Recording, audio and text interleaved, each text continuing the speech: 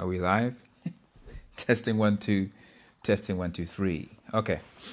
So today's live stream is gonna be I'm just gonna call it story time. The title of the live stream is Stranded Twice, the most ridiculous day ever. So that's what the story that's what I'm gonna be telling the story about. So last week, I think, was it Tuesday or was it Wednesday? So I was driving my van and I came to a roundabout. If you know London, there's a place called Sidcup that I was leaving. Literally left the roundabout, took my, I think it was a second exit, and all of a sudden,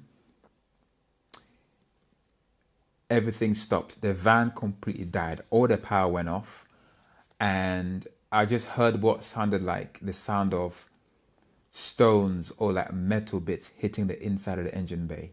It sounded like the engine freaking exploded. It's just so crazy.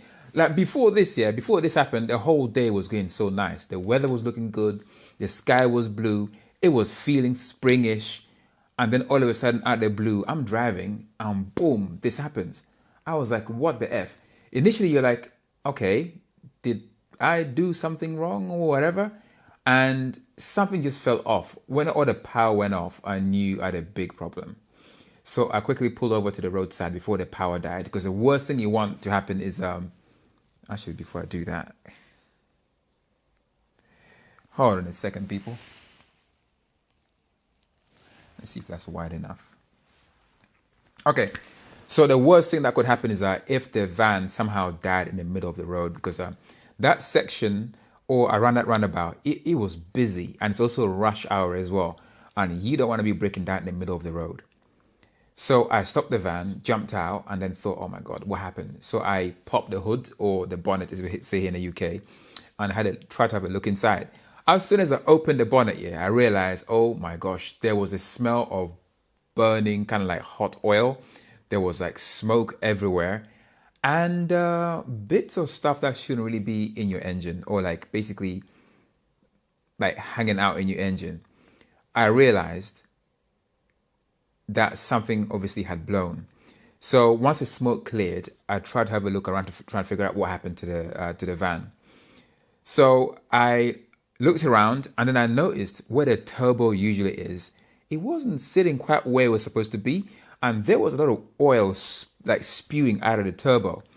There's normally some oil in the turbo, but never that much. That was definitely something crazy that definitely happened. And crazy amounts of oil were just leaking out. And I'm just like, oh my God. Like literally, it was almost the end of the day. I was looking forward to going home and just like doing my own thing. And now disaster. So the first thing obviously I did was I called the RAC. The RAC, like a breakdown, like recovery company here in the UK. And usually you call these guys, they take forever to come to you. And I was just bracing myself for the worst, because basically the van wasn't working, which means there's no power, which means I can't turn it on, which means it was when it got cold that night, I was going to freeze to freaking death, because I had to stay with the van waiting for the RAC guy. So I couldn't really leave the van. But I was thinking, if the RAC guys take too long, I don't want to be sitting here in this van and freezing to death, basically. But luck was on my side. The RAC came within like literally 2 hours, which is absolutely insane. The guy literally had to look at the van. He came to the same conclusion as me. He was like, I think your turbo or your engine has exploded. I was like, wow, this is freaking insane. Prior to him arriving, my other thought was, did the engine somehow kind of cease? Because it was insane. So this van had a service a week prior. And I know, right, I thought my phone was ringing it for a second. And also like 2 weeks before that, I put brand new like engine oil in the engine as well. So I was like, there's no way the oil had run out. So I took out a dipstick and had a look. There was definitely still oil in the oil pan. So that wasn't the issue. But I was thinking maybe the engine kind of freaking like seized or something. So I waited for the response of the RAC guy. He did a few checks here and there, but his initial thought was the engine had exploded or the turbo had exploded. And he did a few things around trying to get me to start the van. It just wasn't happening. And then he was like, you know what? I would love to help you, but unfortunately, there's nothing I can do. This van is dead. So what I can do is call you a flatbed, which meant more waiting. And to get a flatbed, you have to call the RAC and book another job for the collection of the van, which is just like another like waste of time for me to sit here and wait for the second RAC guy to come down. So while I was there, one of my friends came over. This day was so crazy, right? One of my friends came over, and this was literally like after the RAC guy. No, this is before the RAC guy left. So me and this friend were just there, like waiting for the while the RAC guy was doing his thing. And then another like friend, work colleague that I knew, just pulled up with his bike, just randomly found me in this roundabout, and he's like, "What are you doing here?" I'm like, "Yeah, my van broke down, bro." He's like, "Oh shoot," and then he was like, "We're having this conversation," and then the RAC guy said to me, "I think I know that guy." I'm like, "What? Who?" "Nah, that guy. Like, I think I used to work with him when I used to work at Land Rover." I'm like, "What? It's so random." I'm like, "Yeah, just ask him. Maybe he remembers you, whatever." So he goes out to my friend who turned up on his motorbike, and he goes, "Did you used to work at Land Rover?" And he goes, "Yeah." And then he's like, "Do you remember me?" And he goes, "Yeah." And then it's kind of random, right? So this guy turns up. The RAC guy happens to know my colleague that I work with. That was just such a random situation, like a random situation for them to meet after about 6 years of working together at that same spot. That was freaking insane. It's just one of those that weird situations. So anyway, RAC guy leaves, and my colleague says, "I just live around the corner. If you need to leave the keys with me, please do." But obviously, I didn't want to really. I wanted to, but I didn't want to, because in case the RAC guy turns up at late in the night or whatever, because I know this guy's a family and stuff, I don't want the RAC guy calling this guy late in the night just to collect the keys and then wake up his whole family and stuff. I didn't want to do that. I said, if it comes to the last resort, then I'll do that. But my initial thought was I'll leave the keys at the Shell gas station not far from where the van broke down. So anyway, RAC guy leaves while I was waiting for the flatbed to arrive. And then my friend with his van decided to also leave.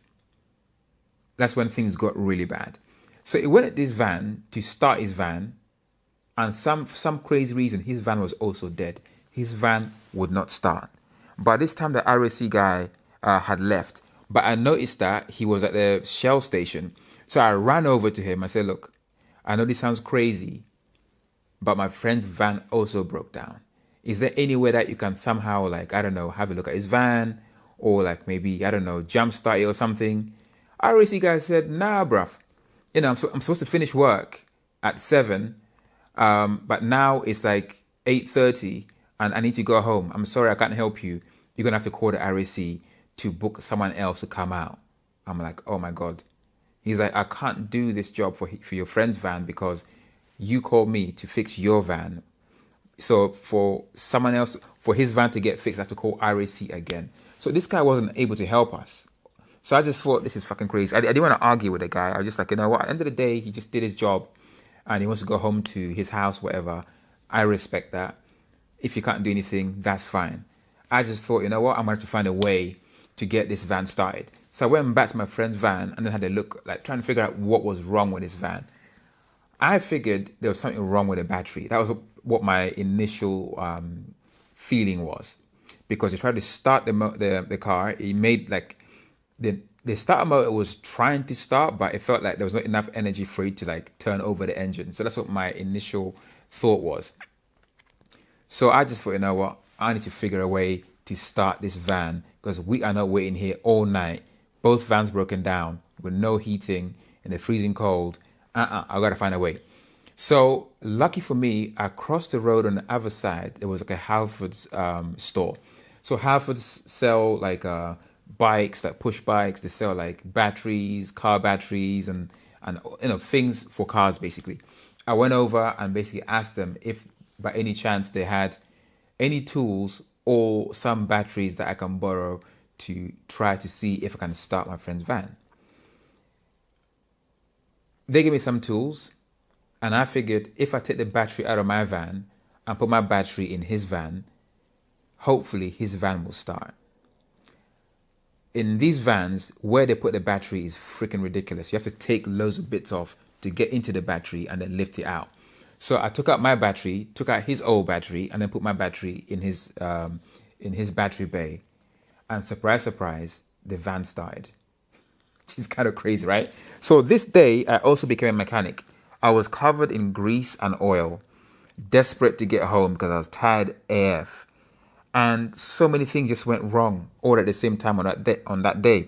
What are the chances here of two vans breaking down in the same spot, minutes from each other? That is freaking insane. It's like, and then what are the chances of like two friends who used to work together happening to meet where my van also broke down? I found that story quite hilarious. I thought it was like freaking like I thought it was quite funny. I was just like, what the hell is going on here? Like, so anyway, I fixed the van. His van got working. I left my key at the Shell gas station, and basically, you know, my friend gave me a lift. I was like, I can't wait here. So I left the keys, and then I got home around like 11:30 at night. Literally showered and went straight to bed. I had no time to eat. I was just too tired. I went straight to bed. And 3:30 a.m. in the morning, I get a phone call, man. I'm like, this is going to be a freaking joke. It turns out the guy from RAC calls me. He goes, we're here to collect the van. Where are you? Have you got the keys? I was like, are you... Like, I lost my mind a little bit. I said to this guy, look, I already informed your other RAC guy and already told RAC that I left the keys at the gas station. I gave instructions as to where to pick up the keys. So why are you calling me at 3:30 a.m. in the morning? Exactly. There was no answer. His only thing was like, I apologize, I'm sorry, whatever. But the thing is, like, all you have to do is read your freaking notes. Then you wouldn't have to call me to try and verify where the freaking keys are, because I already told you where the keys are. So anyway, since then I've been without the van because it's still in the garage. So what it needs apparently is a whole brand new engine, man. Oh my gosh. This whole situation is freaking insane. I've had so many issues with these vans here. It's mental. The previous van also happened to break down just after I exited the roundabout as well. What is it with the roundabouts and these vans breaking down? So the common denominator between these vans is that they're made by Peugeot. Super unreliable. But what is the connection between leaving a roundabout and these vans freaking breaking down? I don't know. Maybe someone else knows. Let me know, because it's completely mind-blowing. It completely blew my mind. So yeah, that day was officially like one of the worst days ever. Everything that could go wrong went wrong that day. But on the flip side, I found solutions to pretty much every problem. So at the end of the day, it could have been a lot worse. It could have been like a rainy, freezing cold, sleety kind of night. And it could, you know what I was thinking, yeah? Because a week before the van broke down, I literally drove to a place called Telford in northwest England. And that day was also horrible in terms of like the weather. It was raining like crazy on the way there, and it was raining like crazy on the way back. Imagine the van broke down like when I was driving at 70 miles an hour, like driving back in torrential rain in the middle of the night. That would have been absolute hell. I'm so glad that this van broke down somewhere where I wasn't like in the middle of nowhere, because that would have just been curtains. Imagine like driving at 70 miles an hour, there are cars behind you, and all of a sudden your engine just dies. Because then you got no control. And the guy behind you, hopefully they see you, and be able to like avoid you, because they don't know what's going on. Because the closing speed is going to be crazy on the highway and stuff. So I'm just so glad and so lucky that things didn't go too far south. But yeah, that was my week. Last week, was it the week before? And it was absolutely insane. I just thought, I want to talk about it here. Because I think I kind of alluded to it last week about like, what happened to me and my van and stuff. So yeah, there you go. Share some of your stories that you've had, like with your cars and stuff. I mean, I've had a few cars break down, but this one even though it was bad, it wasn't as bad as when my Mini broke down. That was the middle of nowhere, and it was literally hell. I didn't get home until the next day. It was that bad. The van broke down around 3 p.m. in the afternoon, and I ended up like staying with the van in the middle of nowhere all night. It was freaking insane. But yeah, so that's my story. As you can probably tell, I'm freaking tired. I need to go to bed, but I just thought I'd just tell that story anyway because yeah, it was a mad week, man. So many things happened that day all at the same time, and most of it was bad. I kind of like to think that I got all the bad stuff out the way, and it's only like good stuff now moving forward. Hopefully that's what's going to happen. But yeah, that's it. Share your stories below, and I guess I'll see you on the next live stream. Man, this guy, can you see how tired I am? I can barely keep my eyes freaking open. It's been a long freaking day, man. Oh my days. Whew, even the yawning has come back. Oh my days. Anyway, peace out, people. Just a little, like, I don't know, live stream, just talking about stuff.